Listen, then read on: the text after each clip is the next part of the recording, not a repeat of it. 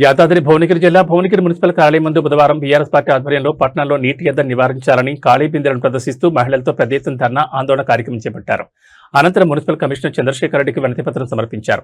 పట్టణంలో 35 వార్డుల నీటి ఎద్దడి దుస్థితి పట్ల MLA Anil Kumar Reddy, municipal chairperson పాలకవర్గం అధికారులు పట్టించుకోవడం లేదని పట్టణ పార్టీ అధ్యక్షులు ఏవి కిరణ్, ప్రధాన కార్యదర్శి రచ్చ శ్రీనివాసరెడ్డి ఆగ్రహం వ్యక్తం చేశారు. మున్సిపాలిటీ సమావేశాలు ఏర్పాటు చేసి అధికార పార్టీ చెందిన సభ్యులకు మాత్రమే పనులు చేపట్టుకుంటున్నారని, ఇతర పార్టీల పట్ల వివక్షత చూపిస్తున్నారని విమర్శించారు. పట్టణంలో ఇతర పార్టీల కౌన్సిల్ సభ్యులున్న వార్డులలో మీ పార్టీ చెందిన వారు లేరా అని ప్రశ్నించారు. ఏదేమైనప్పటికీ మున్సిపల్ సమావేశం ఏర్పాటు చేసి తక్షణమే పట్టణాన్ని నీటి సమస్య తీవ్రతను బట్టి వార్డుల వారీగా వివరాలు సేకరించి ప్రత్యామ్నాయ ఏర్పాట్లను చేపట్టాలని సూచించారు. కుసంగల రాజు మాట్లాడుతూ కేసీఆర్ హయాంలో బిందెలతో రోడ్డెక్కిన దాఖలాలు లేవని, 2014 పూర్వం పరిస్థితులు నెలకొనడం దురదృష్టకరమన్నారు. తక్షణమే చర్యలు చేపట్టాలని సూచించారు. ఈ కార్యక్రమంలో మున్సిపల్ ఫ్లోర్ లీడర్ చెన్న స్వాతి మహేష్, కౌన్సిలర్లు నాకోట్ నగేష్, శివ, రత్నాపురం పద్మ, నాయకులు కృష్ణ తదితరులు పాల్గొన్నారు.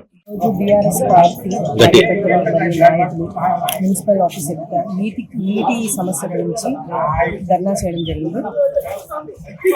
గత 3 నెలల నుంచి మేము ప్రభుత్వం దృష్టికి, చైర్పర్సన్ గారి దృష్టికి తీసుకెళ్తున్నాం. ఇట్లాంటి సమస్య ఒకటి మనం ఎదుర్కోవాల్సి వస్తుంది. ప్రతి వార్డులలో బోర్ కావాలి. ప్రతిపక్షం లేకుండా ఎక్కడైతే నీటి సమస్య ఉందో అక్కడ బోర్ వేయించాలని ఎజెండాలో పెట్టమని జనరల్ ఫండ్ నుంచి 10 లక్షలు ప్రతి కాంగ్రెస్ వార్డులో ఏవైతే వాళ్ళకి పక్షపాతం లేని కాంగ్రెస్ వార్డులలోనే బోర్లు వేయించడం జరిగింది. దీని దృష్ట్యా 3 సార్లు ఎజెండాలో పెట్టమని వినతి పత్రం ఇవ్వడం కూడా జరిగింది. కానీ దీని గురించి ఎటువంటి చర్య తీసుకోలేదు, నీటి సమస్య పరిష్కరించలేదు, పైగా బోర్లు కూడా వేయించలేదు.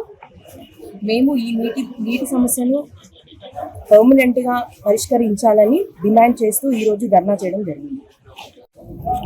35 వార్డులో ఉన్నటువంటి నీటి సమస్య కానీ ఇంకా వివిధ రకాలైనటువంటి సమస్యలు భువనగిరి పట్టణంలో నెలకొల్పడం జరిగింది.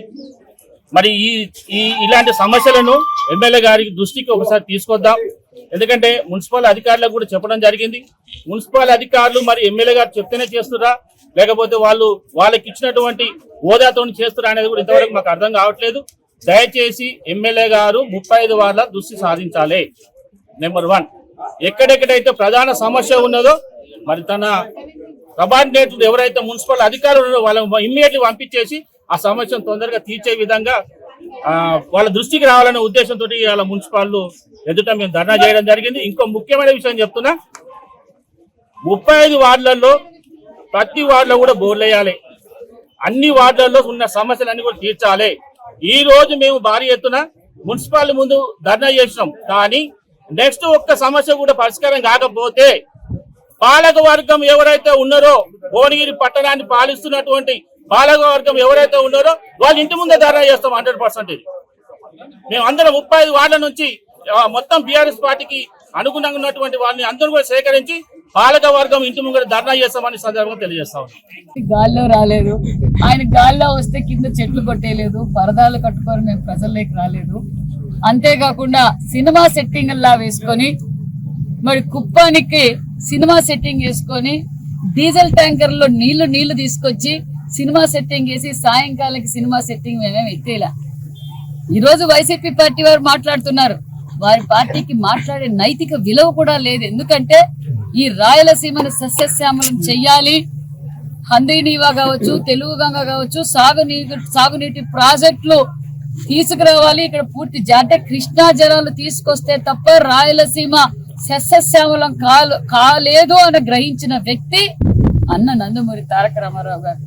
ఈ రోజు ఆ సాగునీటి ప్రాజెక్టు పూర్తి చేసిన వ్యక్తి రాయలసీమ ముద్దు బిడ్డ, మరి అపర భగీరథుడు చంద్రబాబు నాయుడు గారు అనే విషయం రాష్ట్ర ప్రజలకి, రాయలసీమ ప్రజలందరికీ తెలిసిన విషయం తెలియజేస్తున్నాం.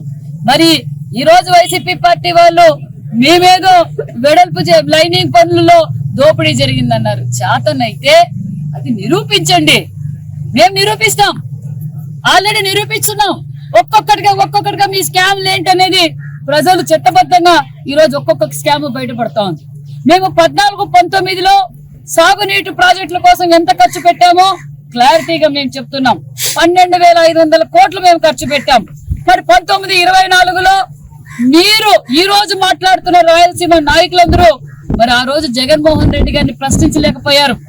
అయ్యా జగన్మోహన్ రెడ్డి, మనం ఎందుకు మన 151 సీటు మనం ఏమో రాయలసీమ పెట్టంటావు, ఈ రాయలసీమకి ఏం చేస్తున్నావు, మేము ఎలా ప్రజల్లోకి వెళ్ళాలని ఆ రోజు అధికారంలో ఉన్నప్పుడు మరి జగన్మోహన్ రెడ్డి గారు కానీ వారి ప్రజాప్రతినిధులు కానీ ఆ రోజు రాయలసీమ గురించి మాట్లాడలేదు. ఉన్న పరిశ్రమలు తరిమి కొట్టారు. మరి గాల్లో వచ్చి భూమి పూజలు చేసి మరి ఒక్క సిమెంట్ బస్తా కూడా వేయలేని వాళ్ళు ఈ రోజు మా గురించి మాట్లాడతారా? మేము క్లారిటీగా ఉన్నాం, మేము చిత్తశుద్ధిగా ఉన్నాం. మీకు చేతనైతే మీరు నిరూపించండి.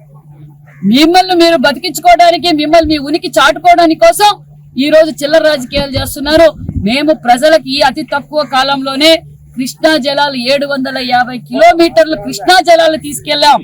19 నియోజకవర్గాలు మీదుగా మరి నియోజకవర్గాల్లో నీదగా ఉన్న చెరువులని నింపుతూ ఈ రోజు మేము 750 కిలోమీటర్లు చిట్ట చివరున్న మరి కుప్పానికి నీళ్లు ఇచ్చాం. కర్ణాటక బార్డర్ లో ఉండే మడక్సిరాకు నీళ్లు ఇచ్చాం. ఈ రోజు మడక్సిరా బైపాస్ కెనాల్ కూడా 800 కోట్ల రూపాయలతో పనులు మొదలు పెట్టాం. 216 కిలోమీటర్ల వరకు వెడల్పు చేశాం. 216 నుంచి 524 కిలోమీటర్ల వరకు లైనింగ్ పుట్టి చేసి ఈ రోజు ఈ ఎలినో ప్రభావం ప్రపంచమంతా ఉంది. మరి ఈ రోజు రాయలసీమ చెరువుల్లో నీళ్లున్నాయి అంటే పట్టుసీమ ద్వారా 52 టీఎంసీల నీళ్లు తీసుకోగలిగామంటే అది విజన్ చంద్రబాబు నాయుడు గారిది. ఆ రోజు పట్టుసీమతో అన్నాడు జగన్మోహన్ రెడ్డి గారు, కియా వద్దన్నారు. ఉన్న పరిశ్రమలు తరిపోయినాయి. ఈ రోజు రైజింగ్ రాయలసీమలో ఈ రోజు చుట్టూ ఇరిగేషన్ ప్రాజెక్టులు ఒక పక్క పరిశ్రమలు, ఒక పక్క హార్టికల్చర్ హబ్ 1,00,000 కోట్ల రూపాయలతో హార్టికల్చర్ హబ్ కూడా ఏర్పాటు చేస్తున్నాం అన్న విషయాన్ని కూడా తెలియజేస్తూ ఒక పక్క ఉపాధి చూపిస్తున్నాం, సంపద కల్పిస్తున్నాం, అభివృద్ధి కార్యక్రమాలు చేస్తున్నాం అన్న విషయం కూడా తెలియజేస్తున్నాం.